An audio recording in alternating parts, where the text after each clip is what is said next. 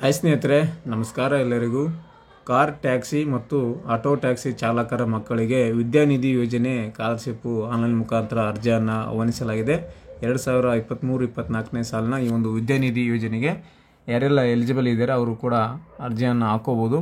Car taxi ಓಡಿಸುವವರ ಮಕ್ಕಳು ಮತ್ತು auto ಚಾಲಕರ ಮಕ್ಕಳಿಗೆ ಮಾತ್ರ ಈ ಒಂದು ವಿದ್ಯಾನಿಧಿ ಸ್ಕಾಲರ್ಶಿಪ್ ಅರ್ಜಿಯನ್ನು ಆಹ್ವಾನಿಸಲಾಗಿದೆ. ಸ್ನೇಹಿತರೆ, PUC ಈ ಒಂದು ವಿದ್ಯಾನಿಧಿ ಯೋಜನೆಗೆ ಅರ್ಜಿಯನ್ನು ಸಲ್ಲಿಸಬಹುದಾಗಿರುತ್ತೆ. PUC ಸ್ಟಾರ್ಟಿಂಗು ಮತ್ತು ಸ್ನಾತಕೋತ್ತರ PG ವರೆಗೂ ಈ ಒಂದು ಕೋರ್ಸನ್ನ ಅಧ್ಯಯನ ಮಾಡ್ತಿರೋರು ಅರ್ಜಿಯನ್ನು ಸಲ್ಲಿಸಬಹುದು. ವಿದ್ಯಾರ್ಥಿಗಳಿಗೆ ಸಿಗಲಿದೆ 3,000 ರಿಂದ 11,000 ರೂಪಾಯಿ ಅಂತ ಕೊಟ್ಟಿದ್ದಾರೆ. PUC 3,000 ರೂಪಾಯಿ ಸ್ಟಾರ್ಟ್ ಆಗುತ್ತೆ. 11,000ವರೆಗೆ ಈ ಒಂದು ವಿದ್ಯಾನಿಧಿ ಯೋಜನೆಯ ಸ್ಕಾಲರ್ಶಿಪ್ ನಿಮಗೆ ಸಿಗುತ್ತೆ ಅಂತ ಹೇಳ್ಬೋದು. ಹತ್ತಿರದ ಒಂದು ಗ್ರಾಮವನ್ನಾಗಿರ್ಬೋದು, ಕರ್ನಾಟಕವನ್ನಾಗಿರ್ಬೋದು, ಬೆಂಗಳೂರನ್ನು ಕೇಂದ್ರಕ್ಕೆ ಹೋಗಿ ನೀವು ಈ ಒಂದು ವಿದ್ಯಾನಿಧಿ ಯೋಜನೆಗೆ ಅರ್ಜಿಯನ್ನು ನೀವು ಸಲ್ಲಿಸ್ಕೋಬೋದು. ಹಾಗೂ ನೆಕ್ಸ್ಟ್ ವಿಡಿಯೋದಲ್ಲಿ ಈ ಒಂದು ವಿದ್ಯಾನಿಧಿ ಯೋಜನೆಗೆ ಗ್ರಾಮವನ್ ಅಥವಾ ಕರ್ನಾಟಕವನ್ ಲಾಗಿನಲ್ಲಿ ಯಾವ ರೀತಿ ಅರ್ಜಿಯನ್ನು ಸಲ್ಲಿಸೋದಂತ ತಿಳಿಸ್ಕೊಡ್ತಾ ಇದ್ದೇನೆ. ಖಂಡಿತವಾಗಿ ನಿಮಗೆ ಅದು ಉಪಯುಕ್ತ ಆಗ್ಬೋದು. ವಿಡಿಯೋ ನಿಮಗೆ ಈ ರೀತಿಯಾಗಿ ಓಪನ್ ಆಗುತ್ತೆ. ಸಾರಿಗೆ ಇಲಾಖೆಯಿಂದ ಈ ಒಂದು ವಿದ್ಯಾನಿಧಿ ಯೋಜನೆ ಕೊಡಲಾಗ್ತಾ ಇದೆ. ಆಟೋ ಹಾಗೂ ಹಳದಿ ಬೋರ್ಡ್ ಟ್ಯಾಕ್ಸಿ ಚಾಲಕರ ಮಕ್ಕಳಿಗೆ ವಿದ್ಯಾನಿಧಿ ಯೋಜನೆ ಈ ರೀತಿಯಾಗಿ ಆನ್ಲೈನ್ ಅಪ್ಲಿಕೇಶನ್ ಓಪನ್ ಆಗುತ್ತೆ. ಸ್ನೇಹಿತರೆ,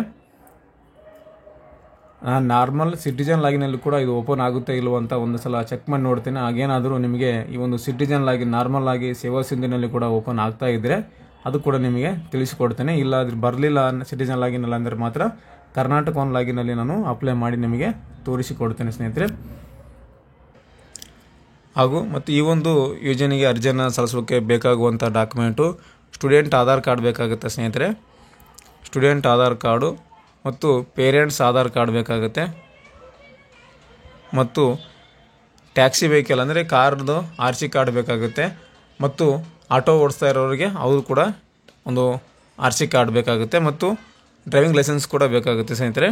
DL ಮತ್ತು RC ಕಾರ್ಡ್ ಕೂಡ ಬೇಕಾಗುತ್ತೆ. ಈ ಒಂದು ಯೋಜನೆಗೆ ಅರ್ಜಿಯನ್ನು ಸಲ್ಲಿಸಬೇಕಂದ್ರೆ DL RC ಎರಡು ಬೇಕಾಗುತ್ತೆ. ಯಾಕಂದರೆ ಅಲ್ಲಿ ಯೆಲ್ಲೋ ಬೋರ್ಡ್ದು ಟ್ಯಾಕ್ಸಿ ವೆಹಿಕಲ್ದು ಲೈಸೆನ್ಸ್ ಬೇರೆ ಇರುತ್ತೆ ಮತ್ತು RC ಕಾರ್ಡು ಕೂಡ ಅಲ್ಲಿ ಬೇರೆ ಇರುತ್ತೆ. ಮತ್ತು ಆಧಾರ್ ಕಾರ್ಡು ಮತ್ತು ರೇಷನ್ ಕಾರ್ಡು DL ಮತ್ತು ಯಾವೊಂದು ಕೋರ್ಸ್ ಓದ್ತಾ ಇದ್ದೀರಾ ಆ ಒಂದು ಕೋರ್ಸ್ನ ಒಂದು ಮಾರ್ಕ್ಸ್ ಕಾರ್ಡ್ ಅಂತ ಹೇಳ್ಬೋದು ಸ್ನೇಹಿತರೆ. ಆ ಒಂದು ಮಾರ್ಕ್ಸ್ ಕಾರ್ಡ್ ಇದ್ದರೆ ನಿಮಗೆ PUC ಆಗಿರ್ಬೋದು, ಡಿಗ್ರಿ ಆಗಿರ್ಬೋದು, PG ಆಗಿರ್ಬೋದು, ಇನ್ನಿತರ ಬೇರೆ ಬೇರೆ ವಿಷಯ ಓದ್ತಾ ಇದ್ದರೆ ಆ ಒಂದು ಪಾಸಾದ ಒಂದು ಮಾರ್ಕ್ಸ್ ಕಾರ್ಡನ್ನು ಬೇಕಾಗುತ್ತೆ. ಇವಿಷ್ಟು ಇದ್ದರೆ ನಿಮಗೆ ಈ ಒಂದು ವಿದ್ಯಾನಿಧಿ ಯೋಜನೆಗೆ ಅರ್ಜಿಯನ್ನು ಸಲ್ಲಿಸೋಕ್ಕೆ ಎಲಿಜಿಬಲ್ ಅಂತಲೇ ಹೇಳ್ಬೋದು.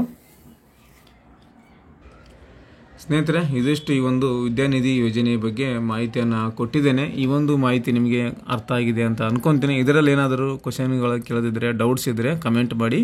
ಕಮೆಂಟಲ್ಲಿ ನಿಮಗೆ ಉತ್ತರವನ್ನು ಕೊಡ್ತೀನಿ ಅಂತ ಹೇಳ್ತಾ, ನೆಕ್ಸ್ಟ್ ಇದೇ ಥರ ಇನ್ನೊಂದು ಉಪಯುಕ್ತ ಮಾಹಿತಿಯೊಂದಿಗೆ ಇನ್ನೊಂದು ವಿಡಿಯೋದಲ್ಲಿ ನಿಮ್ಮನ್ನು ಭೇಟಿ ಆಗ್ತೀನಿ. ಅಲ್ಲಿವರೆಗೂ ನಮ್ಮ ವಿಡಿಯೋಸನ್ನು ನೋಡ್ತಾ ಇರಿ, ಸಪೋರ್ಟ್ ಮಾಡಿ ಅಂತ ಹೇಳ್ತಾ, ಥ್ಯಾಂಕ್ಸ್ ಫಾರ್ ದ ವಾಚಿಂಗ್.